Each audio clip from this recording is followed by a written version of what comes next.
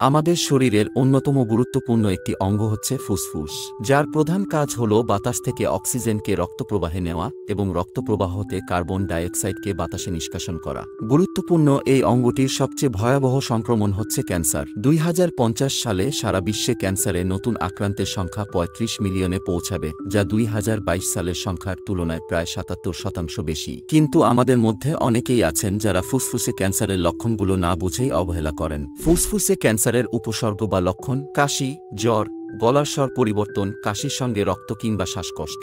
এসব উপসর্গ দেখা দিলে মনে করতে হবে ক্যান্সার ফুসফুসে সীমাবদ্ধ রয়েছে। আর যদি ক্যান্সার ফুসফুসে না থেকে শরীরের অন্য কোনো জায়গায় ছড়িয়ে পড়ে, সেক্ষেত্রে দেখবেন আরও কিছু উপসর্গ দেখা দেবে। যেমন হাড়ে ছড়িয়ে পড়লে প্রবল ব্যথা অনুভব হতে পারে। অনেক ক্ষেত্রে ফুসফুস ক্যান্সার মস্তিষ্কেও ছড়িয়ে যেতে পারে। এছাড়া লিভারেও ছড়িয়ে পড়তে পারে। এক্ষেত্রে পেটে ব্যথা কিংবা জন্ডিস হওয়ার সম্ভাবনা থাকে।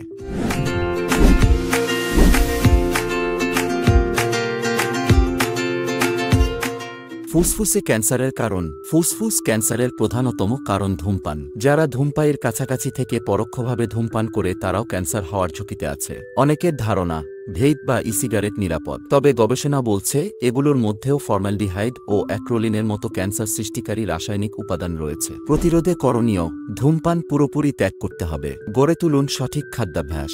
সবুজ তাজা শাকসবজি ও ফলমূল নিয়মিত খান।